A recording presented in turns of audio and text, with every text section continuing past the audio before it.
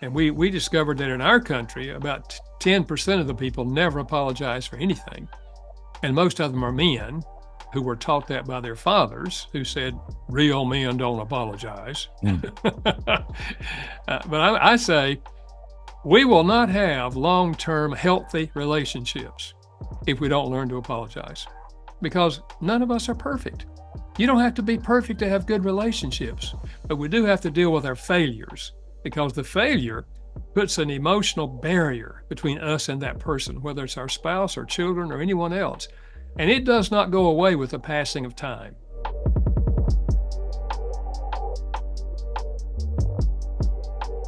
So, but let me just say a couple of things about Dr. Chapman, and then we'll put him in the spotlight.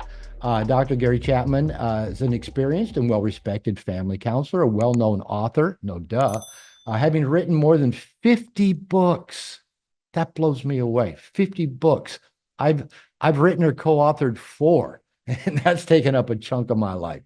The 5 love languages, which I think he's probably best known for, his most popular title, is topped the bestseller chart for years, been published in more than 50 languages, sold more than 20 million copies in English, and is currently, after 30 years, still on the New York Times bestseller list.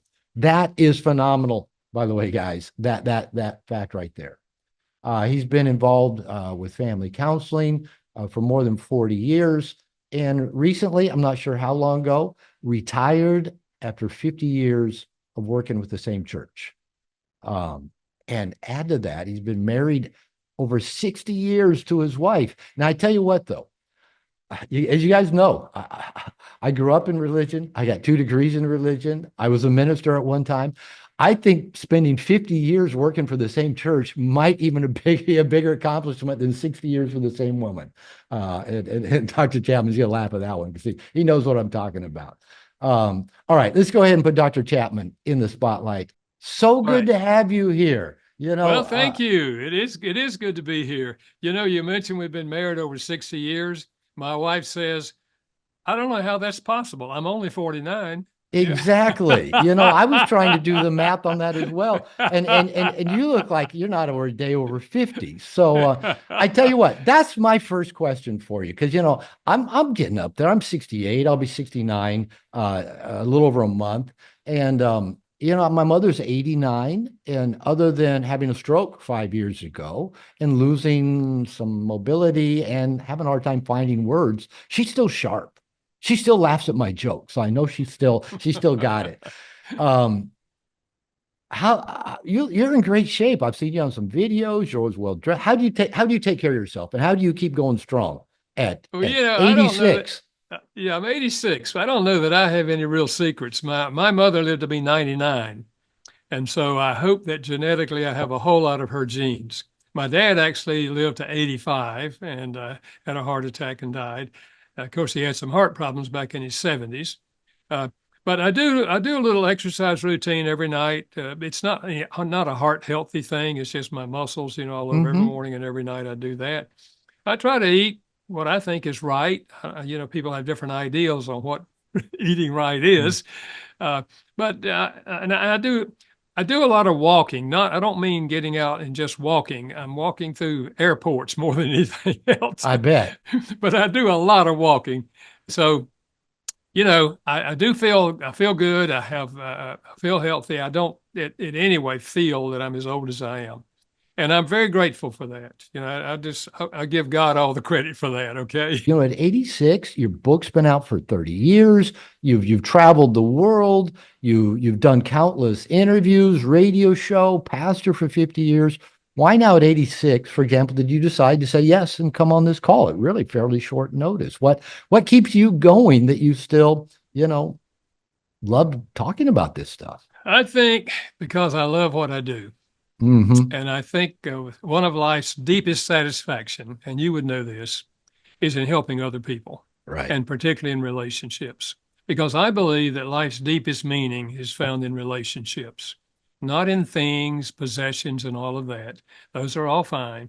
But life's deepest meaning is found in relationships. And so I love what I do. I love the writing because I feel like I'm helping people I would never see in my office or anything. And I love speaking because, again, I think the things I'm sharing is going to be helpful to people. And so I love what I do. So I'm, as long as I have energy, I'm going to keep going. I'm with you. And Yeah, I did some, I mean, read some research a few years ago that said a person's most productive years typically are 60 to 70. I So if love that's that. true, you're in a good decade there. I'm beyond that now, and still going, and very very grateful to have the opportunity to do what I do with my life. And when I retired, actually, they let me keep my office at the church, and they let me keep my assistant. And the pastor said, Beautiful. you can do what you want to do. I said, ooh, I like Yeah. that. Yeah, they spoke your love language, apparently. Absolutely. I'm gonna share a scripture with you. I grew up in fundamental Christianity. A cousin, I know you worked at a Baptist church. I grew up Church of Christ, and I don't consider myself religious now for various reasons. But I have a quote that sits right here in front of me from the book of Jeremiah. And it says, the word of the Lord came to me. You already know where this is going. Saying, before I formed you in the womb, I knew you. Before you were born, I set you apart. I appointed you as a prophet to the nations. And, Jeremiah's response, along with other prophets, when called, was like, who am I? Pick my brother or pick somebody. I'm too young. I'm not eloquent. And I keep this in front of me because maybe this applies to everybody in terms of, we're all called to be doing something of significance with our lives. And Yeah, so I keep it in front of me to just keep reminding me. Um, I'm here on purpose. And so I want to keep showing up. And I absolutely. I have no idea, who might be controlling that purpose or where it's supposed to be going, but I want to keep showing up for it. Yep. And I'm so, again, so honored, and you are now a role model for me. For you to be going at 86. Warren Buffett's in his 90s and he's still, Yeah, sitting and right. doing deals. I want to kind of hopefully ask you, if we're going to talk about love languages, because of course that's your bread and butter. Well, I think it is. Well, let me just ask you, what's something else other than love languages that in your long career, or maybe where you're at in your career right now, that really excites you, that you love it when you get a chance to talk about? What else is there? Because I know you're not just about love language. What excites Yeah. you right now? Well, I think the love language would still have to be at the top. And as you know, there's several books that have grown out of the original book, which I wrote for married couples, and applying it in many, many different situations. And that journey with that particular concept has just been super, super exciting and super encouraging. Because when I do marriage conferences, which I do, and I really enjoy doing those, it's a Saturday conference typically from 9 o'clock to 3:30. I have 5 different sections on 5 different topics about marriage, but the love language is only one of those topics. But when I do those conferences, uh, almost every time I do one, I'll have people come up and say, we just wanted to share with you that that book, Hmm. The 5 Love Languages, saved our marriage 20 years ago or 15 years ago or whatever. So I think I get more affirmation from that. But I love the individual thing of working with people individually and seeing marriages that where they come in and they're not sure that they're ever going to make it, and they've kind of lost hope. And sometimes I actually say to them, I can understand that because I remember in my own marriage in the early years, when I was thinking, oh man, I think I married the wrong person. I mean, this is not working, you know, and to see what God did in my life, I say, maybe you could just go on my hope for a while because I Sure. have hope for you. And I said, if you're willing to go on my hope, then I'll work with you and we'll see, try some things and see what can happen. So I still get a lot of satisfaction in seeing, individual couples' lives turned around, their marriage turned around. So, but I love I'm I, everything I do, to be honest. The reading, I mean, the writing, the reading, yeah, because I do a lot of reading as well. I bet. Yeah, writers have to always be reading. I Uh, agree. so, so I enjoy everything I do and find a great deal of satisfaction. But another topic that I've really found helpful to people, not as widely known at this point, but I think it's going to spread, And that is, well, the book is called The Five Languages of Apology. Mm, Because what I discovered is that people have different ideas on what a sincere apology looks like. Typically, we were taught by our parents, if we apologize, we were taught by our parents. And we discovered that in our country, about 10% of the people never apologize for anything. And most of them are men who were taught that by their fathers, who said, real men don't apologize. mm, But I say, we will not have long term healthy relationships if we don't learn to apologize because none of us are perfect. You don't have to be perfect to have good relationships, but we do have to deal with our failures because the failure puts an emotional barrier between us and that person, whether it's our spouse or children or anyone else. And it does not go away with the passing of time. We have to acknowledge it to the person, we have to apologize to the person, and they have to choose to forgive us if the barrier is going to be removed. So I really am excited about mm, that book, helping people realize don't assume that if you simply say to your spouse, I'm sorry, that they see that as a sincere apology. And what we did is we mm. asked thousands of people all over the country, give me two questions. Number one, when you apologize, what do you typically say or do? Secondly, when someone's apologizing to you, what do you want to hear them say or do? Mm-hmm. And out of that, their answers fell into five categories. I promise you, Just we are not happened. looking for But five, but I like How five. about that? How about it? And we call them the five apology language. And that's helping a lot of couples or a lot of individuals who have close relationships learn how to remove the barriers that are created when we do fail each other. So very I excited about I, that. I love that because I've bumbled my way through every relationship I've had. I've been a marriage therapist. I got my first degree in marriage and family therapy 45 years ago. So I've worked with a lot of couples. I used to, in family therapy especially, I told parents, we're all going to mess our kids up. Yeah. That's not the core issue. The core issue is how do we recover from the way Yeah. we mess our kids. We're all going to make mistakes in a relationship, friendship, marriage, anything. And how do we recover? I used to tease my ex-wife that it said apologies. I'm sorry, but is not an apology. That's right. Yeah, That's I'm right. sorry, but and then she'd be coming at me, usually with some name calling involved. I said, no, that's not an apology. Here's one thing where I really started discovering the power of love language. And that is when this, most of this is maybe unconscious or inadvertent or luck, when we meet people, that I started noticing the women I just enjoyed the most and got along with the most. I noticed we probably spoke the same love language just naturally. Hmm. And mine, I've come to realize is probably affirmation, both spoken and nonverbal. That's a big one for me too, Hmm. nonverbal Hmm. affirmation. The way I would probably phrase my love language is just be happy. That's all I want. If you're happy, I feel loved, and you saw, as I even looked at that, and I'll talk more about that in a minute, I realized that even just my partner being happy is an act of affirmation. Maybe to some degree, I've pleased her to some degree. I've created a life for us that she finds satisfying. But I noticed when I was dating the women who just like, I remember one woman in particular, she had a disabled young child, completely disabled. She took, Hmm. she was a primary caregiver. And when we did have time together, she would just when she would just want to relax when she was with me because she was on all the time. And I remember she at times would just kind of stroke my arm. And I remember thinking, that's probably what she does to her son. Probably Hmm. without even thinking, it's just become unconscious, habitual. And I thought, I sure do like it. And I thought, and I think we both really had the same way of expressing love and desire. And the relationship, other than, some logistical stuff that made it didn't work out over time, always felt good.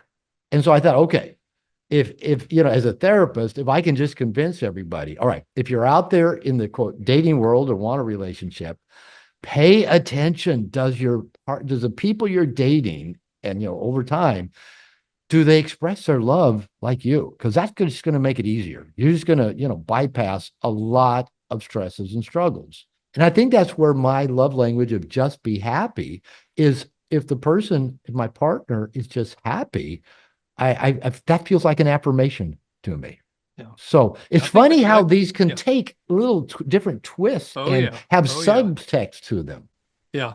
Not what I call dialects. Yeah, There are many dialects to each one of the fundamental languages, just like there's many dialects of English or other languages as well. I'm grateful that I'm with a woman who is committed to her personal growth and Yeah. committed to growing in our relationship. And we joke about our competition is see who can outlove the other. And I Yeah. always say, you're going to win because you're a more loving person than me. So, you have an unfair advantage. You're going to outlove me more than I outlove you. So this thing about love, I put a quote on at the beginning of on a slide and it's a quote from your book about love, and I'm going to paraphrase it, but it's something like our deepest desire is to be loved in a conscious way, not in a reflexive or instinctive way, by a person who chooses to love us. And I've been saying for some time, I think as humans, our deepest desire is to love, to be loved, and to feel lovable. And I think because that is such a deep desire that and it forces us to be so vulnerable that in all the ways we've been hurt, abandoned, lied to, cheated on, neglected, tend to build palaces where we really start guarding ourselves against having our hearts broken, about getting hurt, about being vulnerable. And so do you see that? I'm sure you do. You've worked with so many couples where maybe people are so closed off, they're so guarded, they'd rather be doing, they'd rather be working, they'd rather be watching TV, they'd rather be eating, they'd rather be watching porn, they'd rather be eating, they'd rather be doing anything else but risking love. Yeah. And what a shame, because I'm here, I believe we are here to get our hearts broken. That's how we learn, it's how we grow. And anything that has the power to break our heart, I think is something we would not have wanted to have missed in this lifetime. Yeah. But Yeah. yet, I think the majority of the people on the planet, I've been saying for a while, will choose their neuroses and their defense mechanisms over love because love's scary. So, what do you think about that? You see that people having a partner who actually wants to speak their love language, but yet they block it, they don't let it in. Yeah, I think that's true. I think especially if they've been hurt in the past and gone through trauma in the past, it's risky to try to get close to somebody because the other people I've gotten close to has been painful, and so I just hold back. But no, I agree. I mean, the deepest need, deepest emotional need, or I should say, one of our deepest emotional needs is that need to feel loved, genuinely loved by the people that we relate to. And when that's there, everything else in life is much easier. Seems to be, yeah. We're far more likely to accomplish good things in life. And that's why I think that marriage can be a tremendously impactful thing in our lives in a positive way. It can also be a very negative thing if we're shooting each other, as it were, and throwing verbal bombs at each other and not speaking each other's love language. And a man said to me just last week, he said, I don't even want to go home at night. When I get Mm, off from work, I just think I don't I've even been want to there. go home. Yeah. I've been Yeah. there.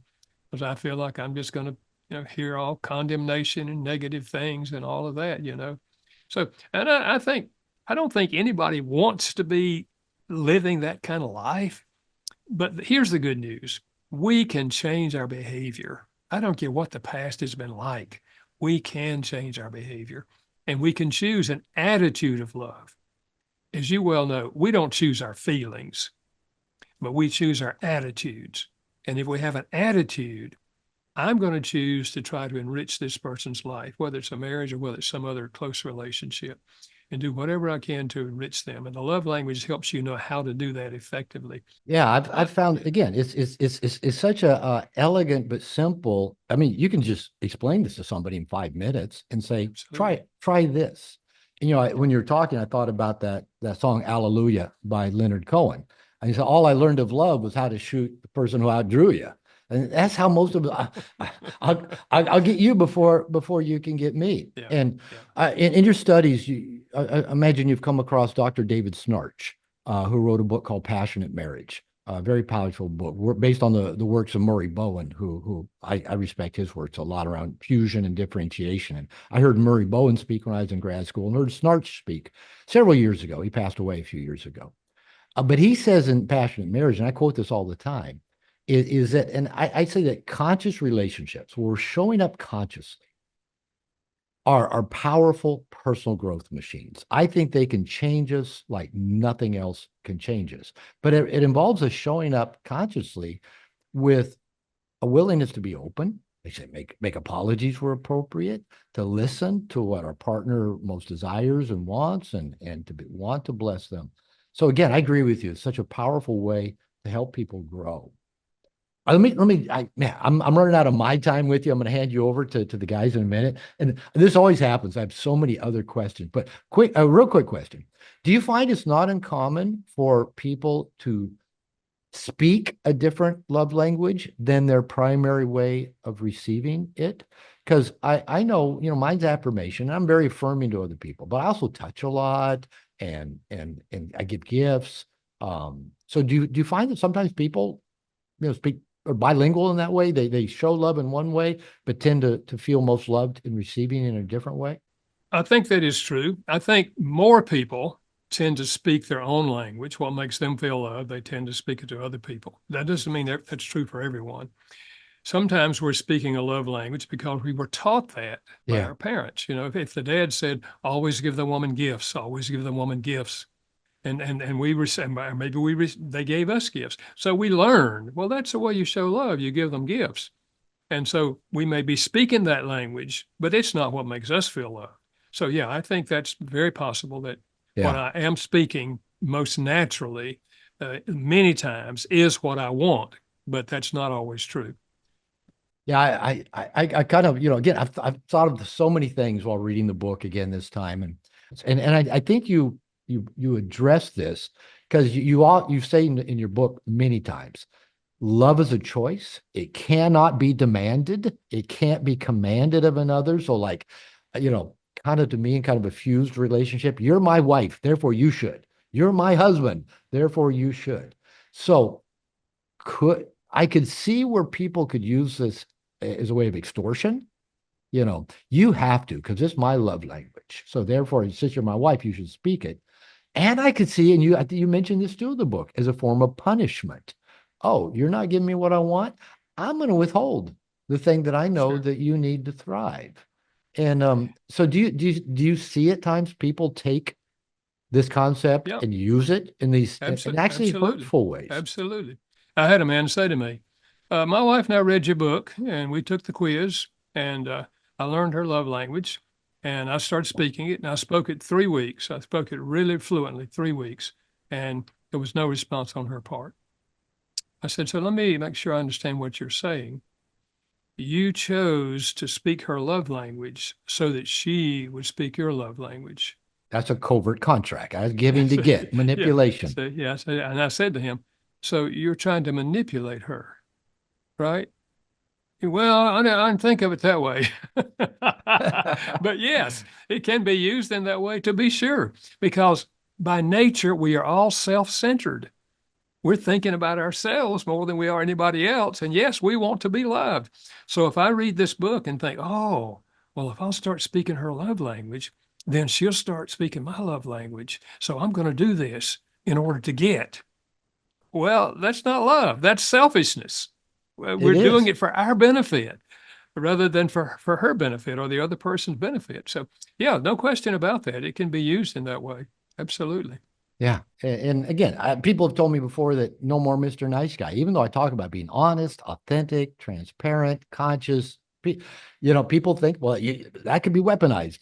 Again, I guess we can weaponize. You can weaponize the truth. You can weaponize your apologies. I've seen that. Again, I've seen it done. All right. Like I said, I'm self-centered. I'm only thinking about me. I want to keep asking you questions. I'm going to hand it off to the guys, but I want to ask you one last question. I know you get asked a lot. Well, could it be there's a sixth love language or more? And I kind of see the humor in a lot of things. I think of Don Miguel Ruiz, who wrote the Four Agreements. And then later came up with the fifth agreement. I said, wait a minute, I feel duped. He told me there's four. And I'm thinking, that's like Moses, after 40 years in the wilderness, saying, guys, I forgot one of the stones on the mountain. There's really 15 commandments. We've been missing five of them.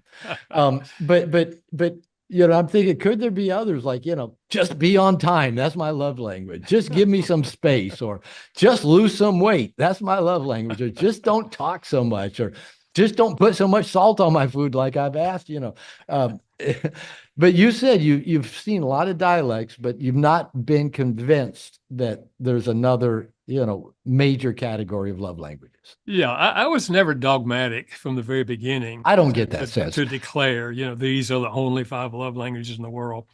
Uh, I just, the five grew out of my counseling, and realizing this is what people were begging for when they were saying, my spouse doesn't love me. And they would tell me why they didn't love them. And it fell into these five categories. So I've been open, through the years, but I personally not heard one that I think is a valid different category. Now, each of these languages have many dialects. And that's where I think that these, like, I mean, I've had people say to me, well, the sixth love language is chocolate. Yeah. I said, well, if they bought it, it's a gift. If they made it, it's an act of service. And if they smear it on your body, it's physical touch. Yeah, that. So again, I'm still not dogmatic, but I have not sensed that anything I've heard that I consider to be a love language. I had one guy tell me the sixth love language is sarcasm. I said, well, I'm not sure that fits in the category of love. Well, I understand what you're saying. I saw a movie. There was a line in a movie one time. Say, hey, sarcasm's my second language. So, maybe it could be. Yes, I do think it helps in a dating relationship. In fact, I've had men say to me, I dated this gal 3 times, and she handed me this book on the five love languages and said, would you read this and tell me what you think about it? I said, man, you should have known right there. That was a good girl. Okay. But I don't think it's necessary. And we talked about this a little earlier. It's not necessary that we marry somebody that has the same love language we have. But it is necessary. And most people don't, to be honest with you. But it is necessary that we're looking for other things in life that we agree on or disagree on, because we want to have, we're going to be in a team when we get married, and we want to have an intimate relationship with each other, not just physically, but emotionally and intellectually and so forth. We want to have that kind of relationship. And so we're exploring life together. And I think that's one of the advantages of dating. We get to talk about all the aspects of life and where we agree or disagree on. And we hopefully don't allow simply our attraction to the person physically to draw us to, we want to be involved with them, because we're looking at all these other things. So I think understanding the love languages and discussing it with a person that you're dating, at least someone you start dating seriously, and taking the quiz and learning each other's love language. And as we said earlier, it's not just speaking their love language, heavy doses of the primary, but you also speak the other four, because we want to communicate love in every way. So yeah, I think it can be helpful in a dating relationship. First of all, the emotion of anger can be very healthy, because anger is the emotion that we experience whenever we encounter what we consider to be wrong or unfair to me or other people. If you look at the great social reforms in culture, they have almost always grown out of anger. Somebody sees something in a culture that's detrimental to many, many people, and they start movements that begin to change that flavor and begin to change that thing in the culture. So the emotion of anger is not to be put down. It's to be recognized. It's to be acknowledged. The question is what you ask, and that is, how do we handle that emotion? Because it's a very strong emotion. And mismanaged anger has destroyed many relationships, many marriages, many parent-child relationships, many other relationships. So what we want to do is learn how to manage our anger. And first of all is acknowledging, I'm feeling angry. But also recognizing, what I want to decide is, what can I do constructively about this, rather than just letting the emotions control us. We don't want them to control our behavior. We can't keep from feeling angry, but we want our behavior to be something positive, trying to set things right and good in whatever the relationship is. So I think that's a big part of it. In fact, in my book, I encourage couples in a family to put a little thing on the refrigerator, a little 3x5 card that has these words on it.